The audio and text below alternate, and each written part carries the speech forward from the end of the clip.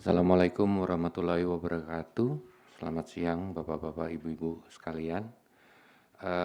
Sesuai dengan penjelasan terdahulu, siang ini kita akan memberikan paparan mengenai kondisi perusahaan dalam rangka mematuhi permintaan dari bursa untuk menyampaikan informasi kepada seluruh pemegang saham.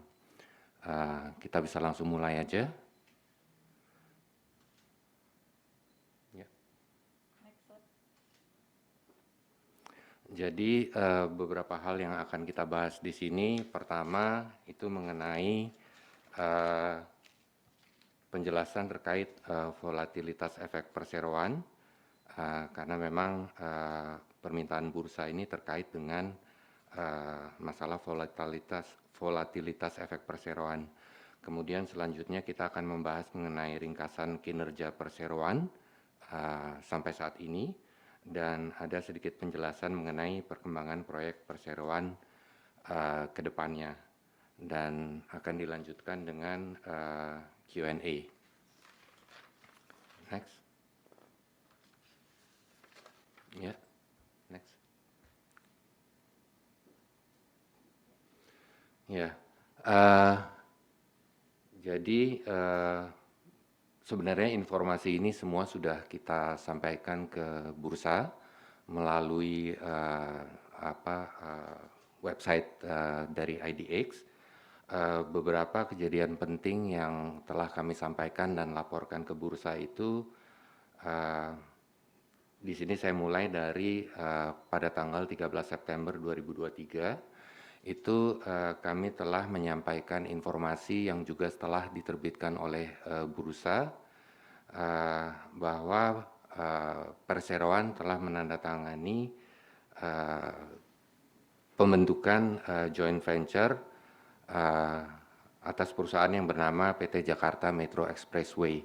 Itu telah dilaporkan ke bursa pada tanggal 13 September 2023.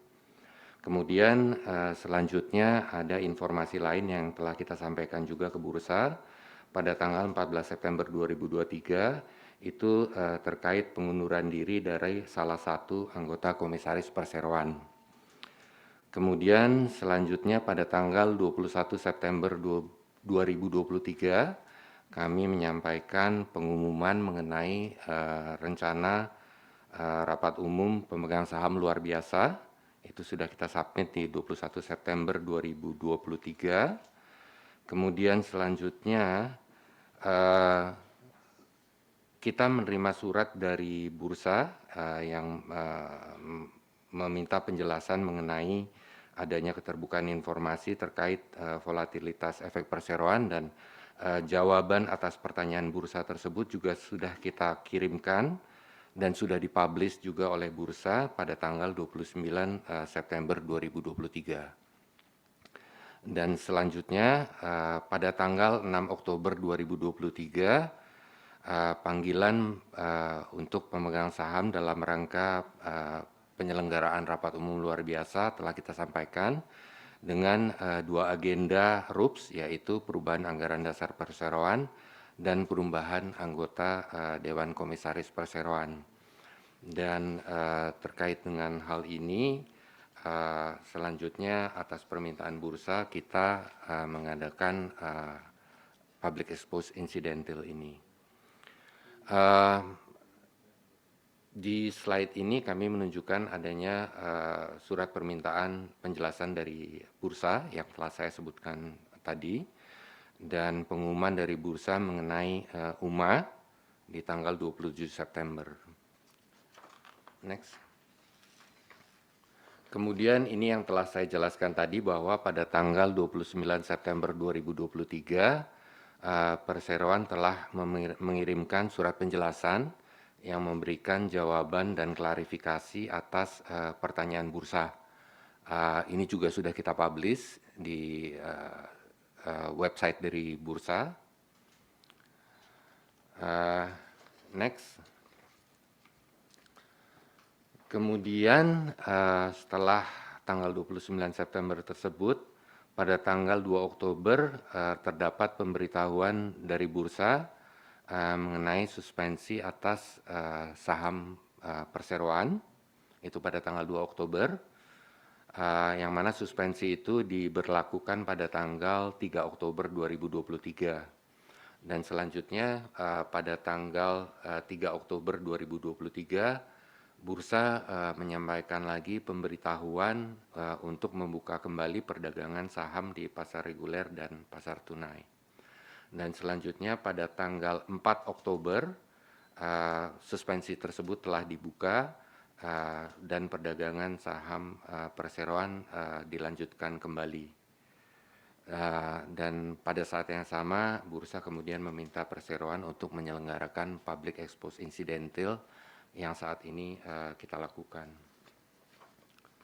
Next. Ini adalah kopi dari surat pengumuman bursa yang kami terima mengenai suspensi dan kemudian pencabutan suspensi tersebut. Jadi sekali lagi kami dapat jelaskan bahwa sesuai dengan peraturan bursa, hari ini kita menyelenggarakan public expose incidental ini, dan sebagaimana dijelaskan bursa, ini diperlukan dalam rangka cooling down untuk membantu meredakan aktivitas pergerakan saham dan memberikan informasi yang lebih luas kepada seluruh pemegang saham. Oke, next. Saya kira itu tadi latar belakang mengenai diselenggarakannya public expose incidental ini, dan kemudian sekarang kita coba memberikan paparan singkat mengenai kinerja perseroan, yang mana sebenarnya laporan keuangan juga telah kami sampaikan dan telah diterbitkan juga oleh Bursa Efek Indonesia. Jadi secara ringkas hingga Juni 2023 kinerja atau performance operasional dari perseroan tetap terjaga dengan baik. Secara umum seluruh bidang usaha kita membukukan perbaikan dan peningkatan performance.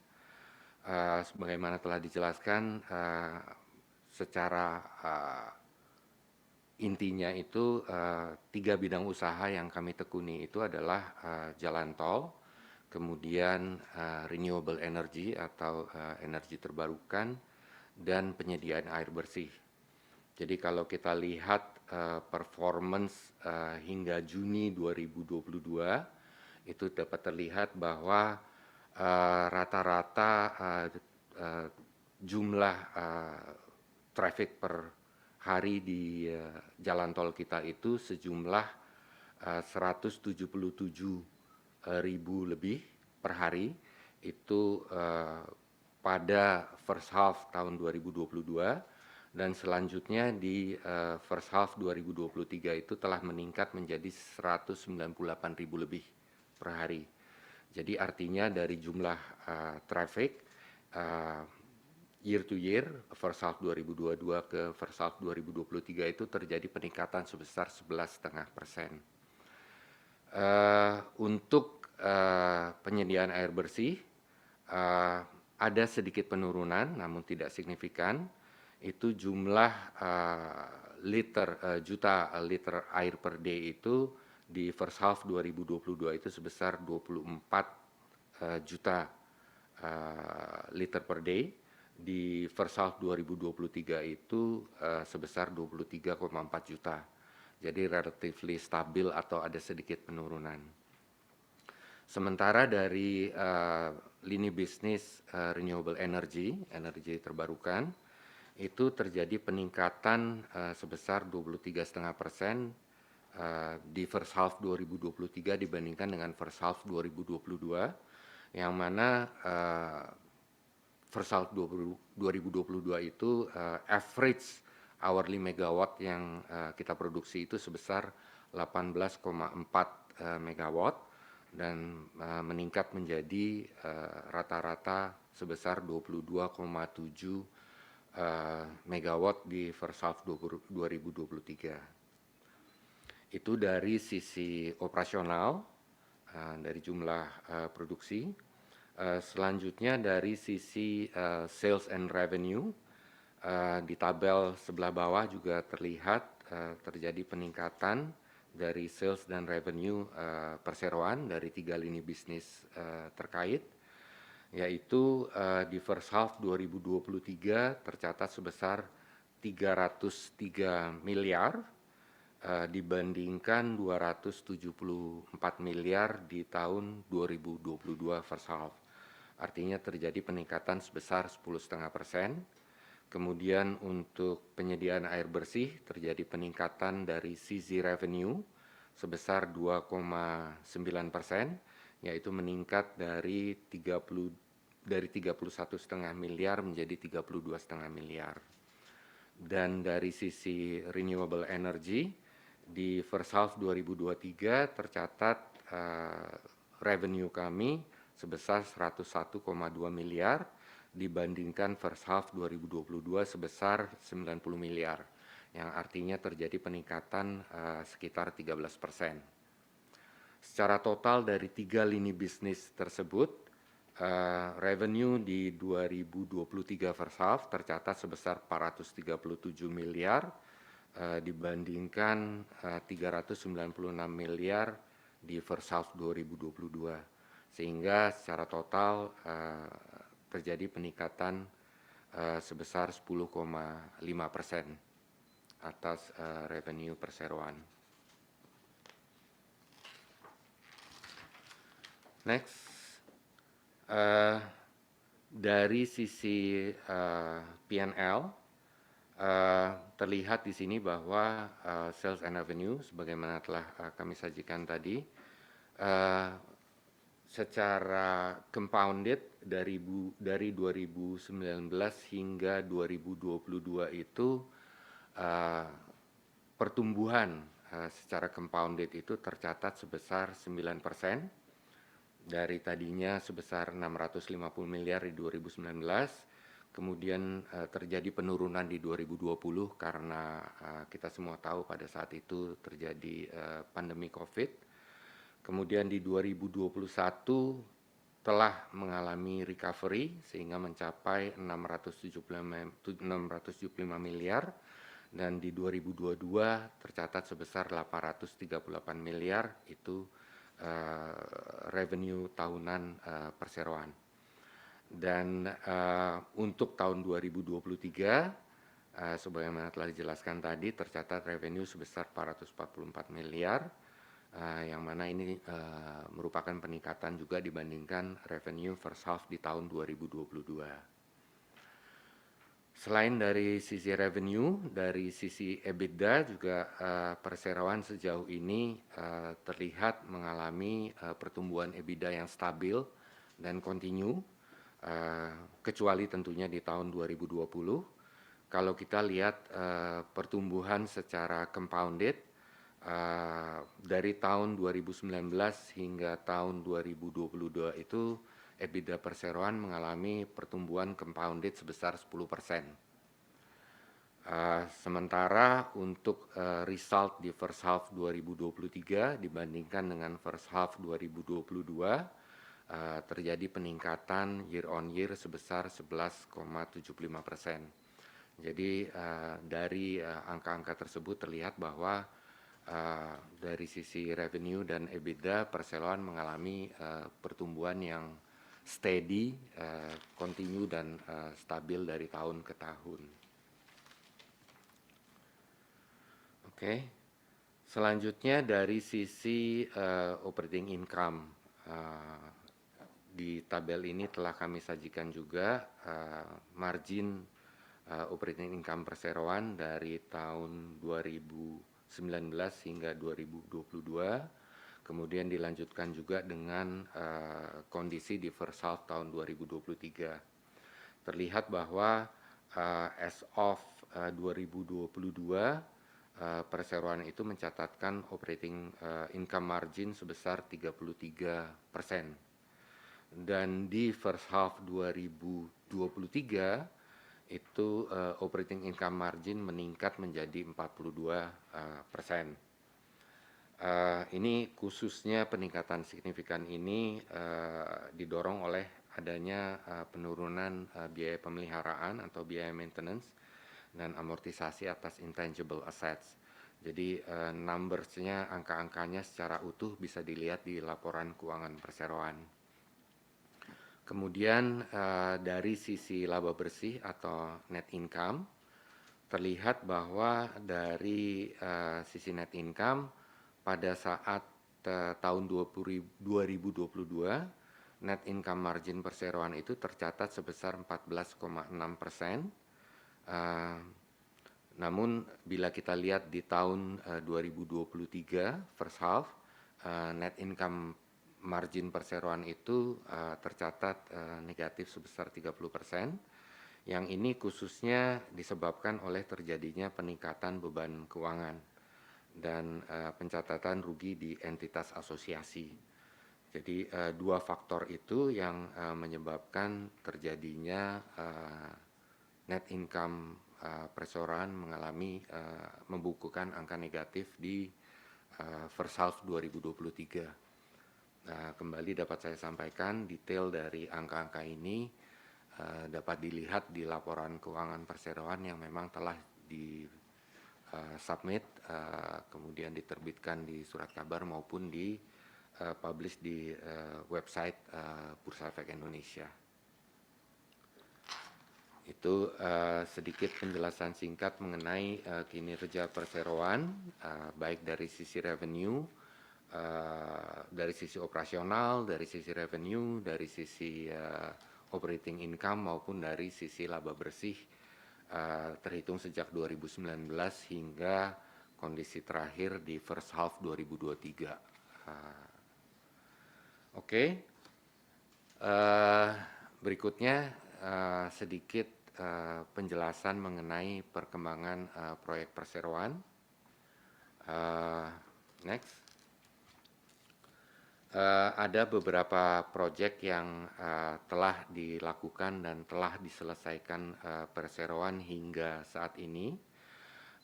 Antara lain itu adalah proyek pengembangan bisnis di BSD, yang mana memang salah satu ruas jalan tol yang kami miliki itu adalah tol BSD.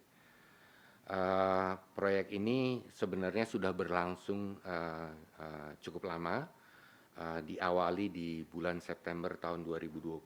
Pada saat itu kita mendapatkan notis dari BPJT untuk memulai proyek ini, dan kemudian kita juga melakukan seremoni groundbreaking.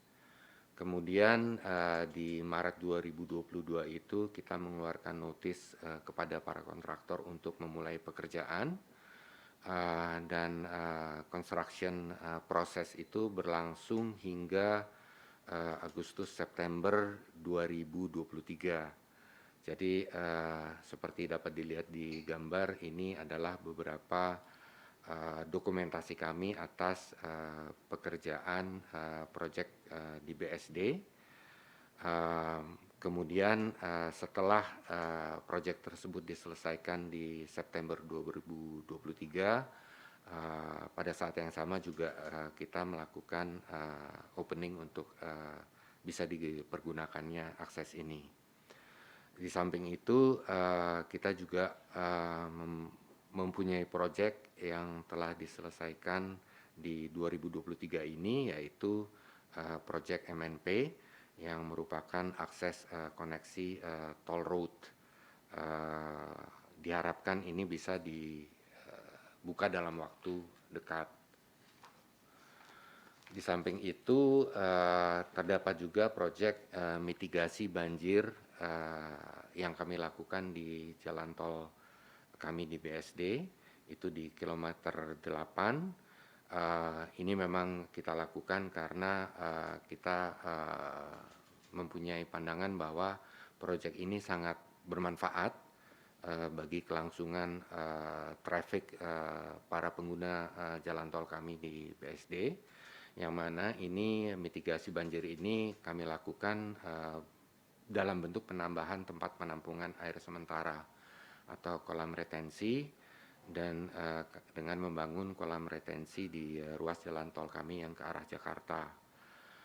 Kolam penahan atau polder ini dapat berfungsi sebagai penampungan sementara apabila Sungai Cibenda meluap dan mengalirkan air lebih cepat dari sisi selatan atau sisi hulu jalan tol kami ke sisi utara atau sisi hilir jalan tol kami dengan mengganti culvert box berukuran 2 kali 4,5 meter menjadi span bridge sepanjang 20 meter, sehingga kegiatan operasional jalan tol kami dapat berjalan baik di musim hujan. Karena memang sebelumnya terdapat beberapa situasi di mana hujan yang deras itu mengakibatkan meluapnya air dan menggenangi ruas jalan tol kami. Oke, selanjutnya ada juga proyek business development di jalan tol kami yang di BSD, yaitu Waving kilometer 10, yang ini dilakukan konstruksinya untuk menghindari konflik yang dapat mengakibatkan kecelakaan fatal antara kendaraan yang keluar dari Ciater Raya atau Pamulang dengan kendaraan yang datang dari arah Cinere atau Kunciran menuju Serpong BSD, yang mana jarak antara on-ramp dan off-ramp itu hanya sekitar 130 meter. Juga di BSD telah kita lakukan pelebaran jalan arteri untuk exit ke Pamulang. Ini juga kami tujukan untuk meningkatkan kelancaran pengguna tol kami di BSD sehingga tidak menimbulkan kemacetan yang berlebihan.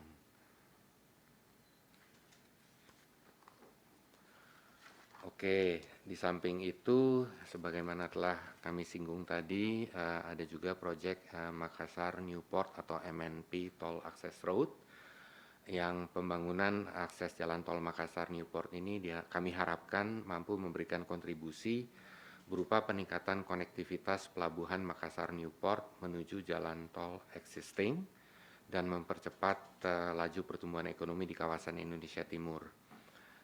Di samping itu juga kami mengharapkan memperbaiki efisiensi waktu tempuh angkutan peti kemas untuk ekspor impor. Sebagaimana Bapak Ibu ketahui bahwa di Makassar kita memiliki 2 ruas jalan tol, dan sebelumnya juga di tahun 2020 kita telah menyelesaikan pembangunan jalan tol elevated, yaitu proyek Petarani di Makassar. Saya kira itu proyek-proyek yang telah kami selesaikan hingga saat ini, dan kemudian mungkin ada sedikit penjelasan tambahan, yaitu mengenai proyek JOR Elevated. Ini adalah milestone yang telah kami tempuh, yang mana kemudian sebagaimana telah kami jelaskan tadi, pada saat tanggal 13 September 2023 itu kita telah mengumumkan pembentukan perusahaan patungan atau joint venture. Jadi untuk proyek JOR Elevated ini sebenarnya ini bukan proyek baru, ini sudah berlangsung cukup lama. Itu dimulai pada awalnya di tahun 2018 pada saat kita membentuk konsorsium. Kemudian di bulan Juni 2018 kita menyelesaikan pre-feasibility study yang sudah kita submit kepada pemerintah, itu di Juni 2018. Di Desember 2018 kita telah memperoleh persetujuan prinsip, dan selanjutnya atas diperolehnya persetujuan prinsip ini kami kemudian melanjutkan pre-FS tersebut menjadi FS yang lengkap, yang komplit, dan kami submit ke pemerintah pada bulan November 2019. Dan langkah selanjutnya adalah kami diumumkan menjadi project proponent atau inisiator atau pemerakarsa atas project ini, dan itu berlangsung di bulan Januari 2020, yang mana kemudian proses lelang itu dilakukan dengan masa PQ atau pre-qualification itu di bulan Mei hingga Juni 2021. Kemudian di bulan September itu dilakukan proses tender atau bidding, yang mana bid submission itu dilakukan di bulan selanjutnya di Maret 2022. Dan pada bulan Juli 2023 itu ada tender announcement awarding dari bid, yang mana notice of award itu diberikan oleh pemerintah di bulan Juli 2023. Dan ini yang kemudian proses ini semua berlangsung dan kemudian bermuara pada pengumuman yang telah kami sampaikan ke bursa di tanggal 13 September 2023 dalam bentuk penyampaian fakta material mengenai pembentukan perusahaan patungan antara tiga pihak, yang mana perusahaan patungan itu kita sebut sebagai PT Jakarta Metro Expressway. Dan berikutnya ini adalah struktur kepemilikan dari perusahaan joint venture Jakarta Metro Expressway, yang mana kami melalui Marga Metro Nusantara itu memiliki kepemilikan saham sebesar 85%, dan Adikarya dengan kepemilikan sebesar 10%, dan selanjutnya Akset Indonesia dengan kepemilikan 5%. Informasi ini telah kami sampaikan dan submit pada tanggal 13 September 2023 dan juga telah dipublish oleh bursa di website Bursa Efek Indonesia. Oke, ini sedikit gambaran mengenai lokasi project. Intinya ini masih di area Jakarta, karena memang sejauh ini sebagian besar project jalan tol kami ini memang berfokus ke urban toll road. Jadi jalan tol yang ada di kota, baik yang di Makassar maupun di Jakarta maupun BSD, semuanya ini kami fokuskan pada pengembangan urban toll road. Ini ada sedikit gambaran mengenai area Greater Jakarta. Dari gambaran ini terlihat bahwa salah satu ruas tol kami ada di sini yang merah itu JLB, dan kemudian nanti Jor Elevated yang telah kami sampaikan tadi juga akan berada di sekitar area Jakarta Outer Ring Road di daerah Jakarta. Oke, saya kira itu saja yang dapat kami sampaikan.